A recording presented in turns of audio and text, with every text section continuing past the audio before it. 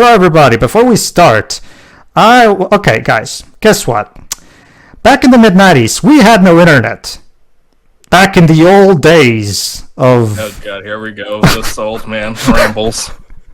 Shut up. Hey, whoa. Just because Pedro's the oldest of us doesn't mean that he doesn't have good stuff to share still, Debs. Exactly. Let me tell you about the stories of what happened, how things were back in the days, Dej. Nowadays, there's Bulbapedia and Cerebi.net. And you can just go in there and check all the info about Pokemon you have, right? So you're probably wondering, what did us 90s kids do when we wanted to know stuff about like how Pokemon work, how the inners and workings of Pokemon worked? That wasn't... Unfortunately, literal Pokemon magazine. Unfortunately, Dwebs, magazines weren't. I mean, they had guides for how to do things, but they didn't explain things like if you use a move, a Pokemon. If a Pokemon uses a move that is the same type of as its own, the damage will multiply by 1.1. You know that kind of. That's what the prima donna guides were for. Well, okay. Even then, those guides were not available everywhere, so you have to also understand that it's not as simple as just getting one. You know, so so what we're going to do, we're going to look at the Pokémon Stadium games, because the Pokémon Stadium games had, specifically the second game, had a particular feature that I decided to showcase before we properly start Pokémon Stadium 1. So sit back, kids, it's time to learn some Pokémon studies via Earl's Pokémon Academy. This is actually quite a thing. So those who have played Gen 2 know that there's a character called Earl who's a Pokemon teacher, and he has a Pokemon Academy where he teaches kids all about Pokemon. And that's a feature that Game Freak and Al Laboratory decided to implement in the second game to teach the ins and outs of how Pokemon works, including classes, written tests, actual tests where you actually fight Pokemon with it. Anyway, let's go. Attend the Trainer class lecture, then try out our newfound knowledge in battle. So sit down, Dwebs, you gotta learn this. So is Pedro your favorite, Tio? She's called Roxanne in English. Alright, let's learn the common rules of Pokemon. Greetings, I'm Earl. Whether you want to become a mighty trainer or just learn how to win more battles, I'm the man to see. Let's get started. Today's theme is brushing up on basic rules. After all, yes. Excuse me, Mr. Earl. Can we have Roxanne instead? He doesn't exist yet. 5 points to die from Gryffindor. At the stadium, there are several cup. Let's talk about the actual stadium game itself. Several cup tournaments and a variety of battles. Although each has different restrictions on which Pokemon may enter, the battle rules are virtually identical. Let me begin with these basic rules. Yeah, this is actually going to talk about rules specific to the Pokemon Stadium because they have unique sets of rules depending on the tournaments that you battle. First, choose 6 Pokemon from your list of qualifiers. These 6 Pokemon will form your team. So, I meant the Hoenn one, whatever. Choose the free Pokemon that you doesn't exist yet.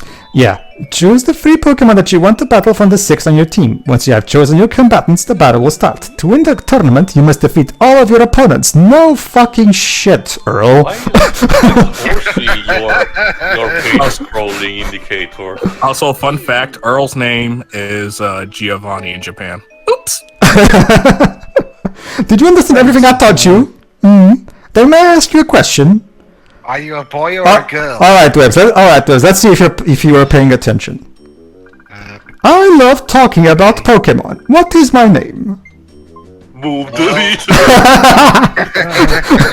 Okay, that's it. That's correct. I'm glad you listened carefully to my lessons. You have one question. You know, a reflex test. What color is my shirt? There are several battle rules that every trainer must obey. It would be best if you learn the rules that must be followed in all battles. 2 or more Pokemon cannot be frozen or asleep at the same time. This only applies in Pokémon Stadium, for those who forgot. However, it is okay for one Pokemon to be asleep and another one to be frozen. So yeah, this is an interesting rule when you're playing Pokémon Stadium. You cannot use self-destruct or explosion when you and your opponent are down to your last Pokemon. If you do, you'll automatically lose, even if your opponent's Pokemon faints. Also, Destiny Bond and Perish Song will fail. So as this does kind of check out, seeing as how the Pokemon that uses self-destruct is the one that usually gets hurt first, so... Yeah. Okay, give it your best shot.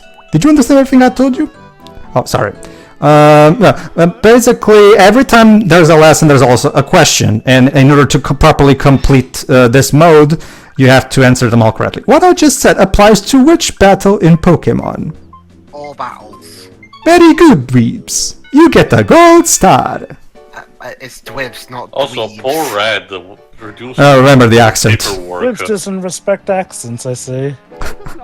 Your Pokemon's evolution is a time for celebration. It depends, Earl. It becomes stronger and more attractive. So what could there possibly be to complain about? Well, for one thing, Pokemon that evolved by level. You got blood moves. Again, I see he saw the future with Gardevoir and Primarina. and Lopunny. For example, Cubone can learn Bone Rush at level 41, but Marowak, even though some CPU tournaments have level restrictions, you should consider cancelling evolution until the Pokemon have learned some desirable moves. Cancel to stop an evolution that is in progress, simply press the B button. You know, speaking of Gen 3, though, that was... Before you let your Pokemon evolve, check when you learn new moves. No need to evolve your Pokemon hastily. This kind of preliminary work is where you battle after, because he gets that because you can actually check the library to check when Pokemon learn moves and by which level. So it was very useful training for raising Pokemon back in these days. Anyway, Cubone evolves into which kind of Pokemon? Marowak. Very good, Dweebs. You get another gold star. I wish Dunsparce had an evolution. Please, it needs one. Special evolutions. Pokemon that evolve using a stone such as Fire Stone or Water Stone often learn extremely few moves after evolution. Even though some cards have level restrictions, rushing evolution may not be a good idea. Jova, no talking in class. Here's an example. Vulpix can use a Fire Stone to evolve into Ninetales, but Ninetales can only learn one move, Fire Spin. At the very least, you should have Vulpix learn Flamethrower before letting it evolve. Yep, very good. At least it's more fire moves than fucking Flareon. Make your Pokemon learn the moves you want them to know before you make them evolve. Again, remember, and not what you're saying right now is how I learned all this shit growing up. Because again, I had no internet back then, so fortunately I had Earl to teach me all this shit.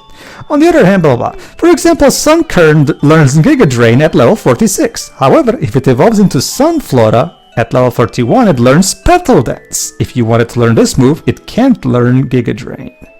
So yeah, gotta make some. In deciding what to do. Exactly. Moves learned before evolution or those learned after evolution, which should be learned in what levels. Be sure to weigh all the options carefully before you evolve your Pokemon. The same goes for Pokemon that evolve through trading or tameness. I recommend that you time your evolutions based on the levels at which your Pokemon learn moves. Check the libraries so you can get all that info. Alright, here's a question. When evolving Pokemon, what did I say you should consider? Feelings. Well, you know, it's funny, feelings actually do... friendship with like Crobat, so yeah. That checks out. And to be fair, with later games, based off of how your Pokemon is feeling as well, that can factor into evolution. So technically, feelings should work as an applicable answer. The combination of the type of Pokemon under attack and the type of the attack move is referred as the type matchup. If the type matchup is good, it may be possible to inflict double the damage. On the other hand, if the type matchup is bad, an attack may not have any effect at all. Here's an example. Water-type Pokemon are strong against Fire-type attacks, but weak against Grass-type attacks. Here's a Water-type Pokemon, Totodile. As you can see, a Pokemon's type is very important when it is under attack. We have here a Fire-type move. It is super effective against Grass-type Pokemon, but weak against Water-type Pokemon. As you can see, a move's type becomes important when it's used for attack. Okay, give it your best shot. So, here's a question. How many types of Pokemon are there in all? Did you notice the first sentence that he said? Yeah, here's the thing, fairies exist, so... No, this is Gen 2, that you have to go... not that many, it's 45. 17. Alright.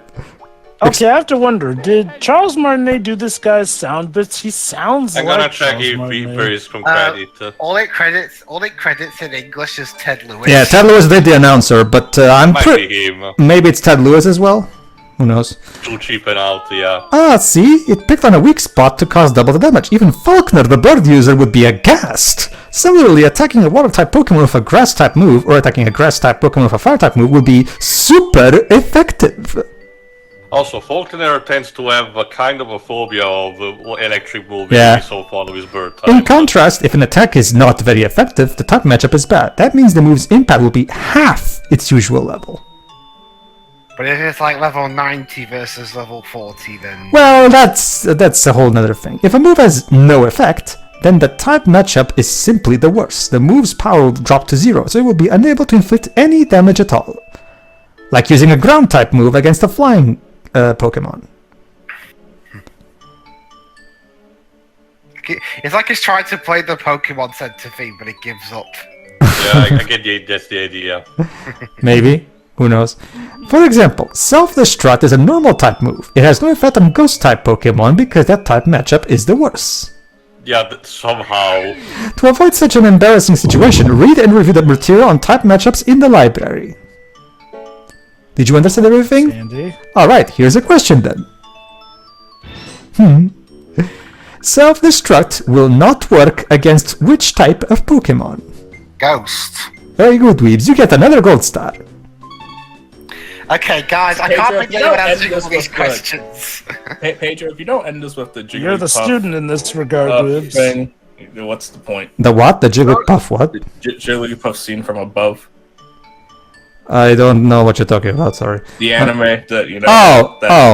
Right. Did you know that two types of blah, blah, blah. There are also some Pokemon that have changed types. Magnemite and Magneton are two such Pokemon.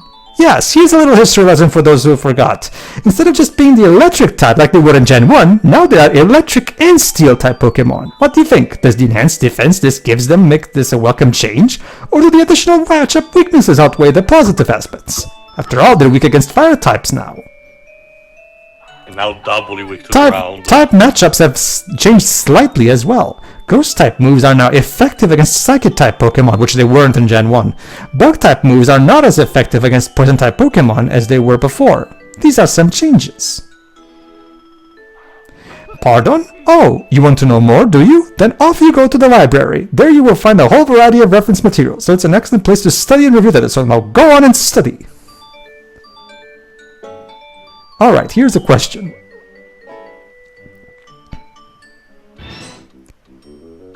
Where do I recommend that you study and review data Hey, dwips? now that's just lazy. You're Yeah. through. What the hell are you on? That's correct, I'm gonna do this. What's wrong with this guy? I am a Pokemon professor. I'm sure you know about status problems. There are conditions such as poison, sleep, and burn that put you at a disadvantage in battle. But did you also know that there are other conditions that are similar to status problems? Allow me to explain. Attract would cause infatuation, preventing a male Pokemon from attacking a female half the time and vice versa for some reason. The move Nightmare works only on slipping opponents. Each turn, it steals away a quarter of the victim's HP. Haha! The move Curse, when used by a Ghost-type Pokemon, causes the victim to lose a quarter of its HP every turn. These are only a few examples. Yeah, the move Curse, yeah. Now this part is very important, so listen closely. Some status problems even affect a Pokemon's stats. Ooh. For example, not only does a burn cause damage every turn, it also weakens attack power. Paralysis may immobilize a Pokemon, but it also sharply reduces speed. Knowing that, you could deliberately use the status problem to make up for your own Pokemon's weaknesses. But regardless of whether your Pokemon is weak or strong, whatever Pokemon you use, your love and strategy will help you. Your love and strategy will help you win. There you go. See, Webbs, the reason you lost that Pokemon match is because you didn't love your Pokemon enough. Did you? Shut up, man. But Trico's my best friend. I told you about conditions that appear similar to status problems. Which of these was I talking about? Attract, exactly. That's correct. You don't get a gold star this time, please, because you didn't answer. Ask you to give me any time to look at the answers. Alright. Again, why am I listening to you? You're that weirdo who says you can learn stuff in your... If you win the stadium battle without any of your Pokemon fainting, you'll learn to continue. We'll see this for ourselves when we get into those tournaments. Of course, that would be wonderful, but don't just switch Pokemon without first giving it some thought. Why, you ask? Let me explain. When a Pokemon is in trouble, the trainer's first instinct is to switch it. Keeping your Pokemon safe certainly is important, but don't forget that it takes one full turn to switch. Yeah, that's because the battles in Pokemon Stadium are set to set instead of switch on the options. That means that the Pokemon you bring out will be immediately vulnerable to attack. Ouch. And if that attack inflicts major damage, the new Pokemon could be history in just one more turn. So instead of helping you, switching could put you even deeper in the hole. Although it may be painful, you might be better off to keep the hurt Pokemon in the battle until it faints. Although that Pokemon will become useless to you, the next Pokemon will enter the battle with all of its HP intact. I believe that while it's hard to leave a hurt Pokemon in battle, it's also a sign of love. There are times when one must learn to endure. What is wrong with Signs of love? Yeah. Die, that's a sign that I love you. Did you know that Earl is a sadistic son of a bitch? Just in his own special way. What did I say was important when you're switching Pokemon? To self-destruct. Oh yeah, that's what he's saying. Did you know that the Pokemon stats special split into special attack and special defense? Oh, you know that already, but perhaps you don't know everything about it. Before, special combined both attack and defense. That's how it was in Gen 1. Now, special attack stands for special attack, and special defense stands for special defense. You see? The split affects certain moves. Mono means one and rail means rail. For example, the move Amnesia used to sharply raise special. Now it strongly boosts special defense alone. It has no effect on special attack. In contrast, the move Growth has been altered to raise only special attack. It doesn't affect special defense at all. Very simple.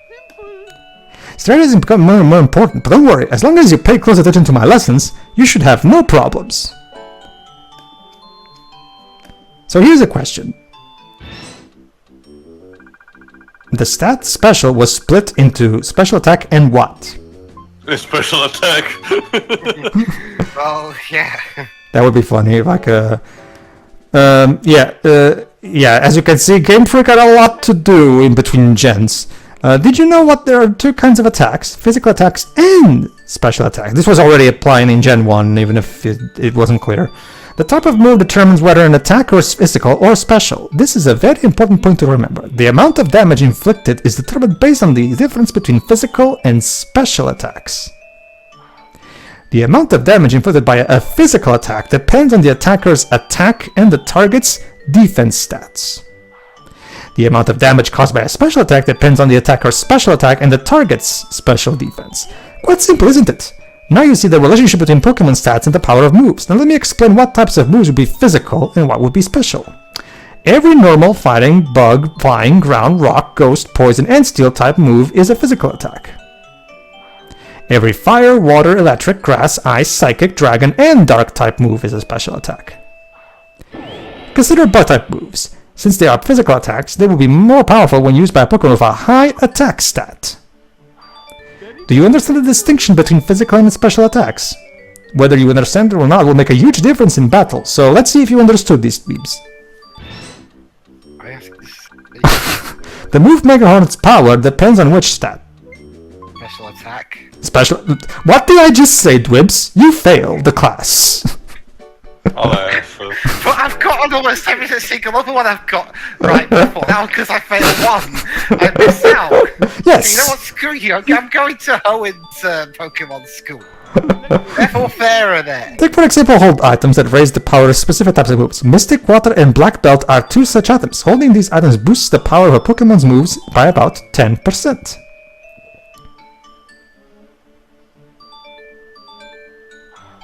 The key point here is that there is no link between the item and the type of Pokemon using it. Well, aside from the physical link. Hearthstone raises the power of Rock-type moves. Suppose we give it to the Water-type Pokemon, Meryl. That boosts the power of the Rock-type move Rollout by 10%. Be careful, according to Stadium rules, each Pokemon in your party must hold a different kind of item. Think about your strategy before you hand out items to your Pokemon. So yeah, in Pokémon Stadium you cannot just put all the same item on the same Pokemon, on all Pokemon. Or my lectures for the trainer class. Really interesting. If you're confident, try out your tests. There you go. So that was trainer class, because there's actually free layers of classes. Anyway, which type of move is powered up if a Pokemon is holding a Hearthstone? Rock. Very good, Weeps. Okay, never. I don't know the class down, do I? Okay, never mind. I guess you pass. Okay, now that now that we're done with the lecture bit, we get that gold star there. Now we, in order to pass the training class, we also need to take the written test. So this is a full-blown 10-question quiz about all the lessons we just learned. So let's see. Let me test your wisdom. You must score 8 out of 10 to pass. Here's the question. I love how the numbers are zeros. Yeah.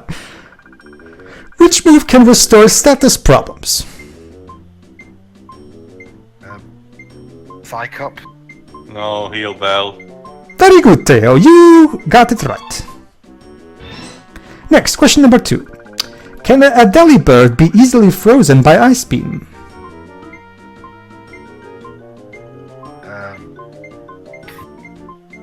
No. Very good, Weebs. You win this one. Next, question number 3. Which move's power will be multiplied by 1.5 if it is used by Kingdra? This one's simple. Fine, Dragon Breath. Yeah, kind of obvious. Yeah, that's what I said. Next, question number 4. Are you on a roll? If the message "it doesn't affect Pokemon" appears, what is the damage multiplier of the move? 9. 14. I wonder. Why would it be 14? 0. Well, actually, as Lil is going to tell us later, the damage multiplier can go quite a bit, but we'll see about that. Reflect lasts for how many turns? Okay, this one actually don't forgot. I do. 4? You're close. It's either 2 or 4, I think. No, it's actually 5. Next, question number 6. Think hard. It prevents the opponent from switching by using string. What move is this? Haze? No, Spiderweb. Spiderweb. Spiderweb. Strings. Yes. Very good. Spiderweb it is. Thank you. Next, question number 7. Think hard. In the stadium battle... Okay, I'll answer this one. Which of these conditions will not affect... Oh, okay, we already learned about this. Okay, so if you guys were paying attention, which of these 2 status effects will not affect 2 Pokemon at the same time? Sleep. Very good. Yeah. I sleep. Yeah, first, how Laboratory, when they made this game, I guess they wanted to make this so people can just use status effects willy-nilly, I guess. Which type of move is a physical attack? This one's I guess also because if both enemies were put to sleep, that would kind of put something of a deadlock in. Yeah. Well, there you go.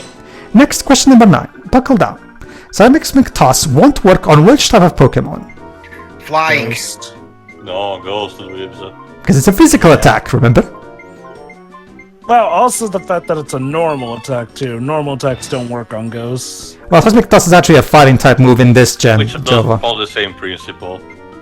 In the... Burnt Berry, Falls Yeah, Ice. okay. Remember, though, Pedro, in this game, normal attacks are pretty much synonymous with, Yeah, I actually forgot. Pedro actually that put- type. I actually forgot this one, yeah. Alright, so here's the score.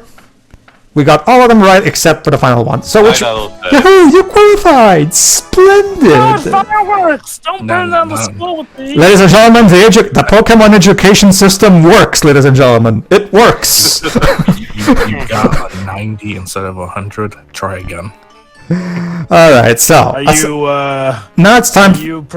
Alright, so when it comes to the actual practice tests, I'm not going to be doing these because we already have a long playthrough of both of these games along ahead of us, and these battles are very simple. So I'm just going to skip through all of these. I just wanted to show you guys the Earl's praise to us when we do beat them up. Trust me, you're not missing that much. It's mostly just... one of them is, youngster Joy, and he's 100% top Rattata. To give you an idea, one of the battles is a guy who uses all fire Pokemon. Gee, I wonder what type of Pokemon I should use to defeat this guy. You see, it's that kind of test, basically. They're very easy. When we get to the gym leader and Elite Four classes, that's when the battles become a lot. There you go. See, thanks for showing that you're tough against fire. See, there you go. See, this is the Super Nerd Melvin that only uses fire Pokemon, so all of us just use water against them. You picked, and this one is all about a very other team, so pick whatever Pokemon is super effective against his Pokemon.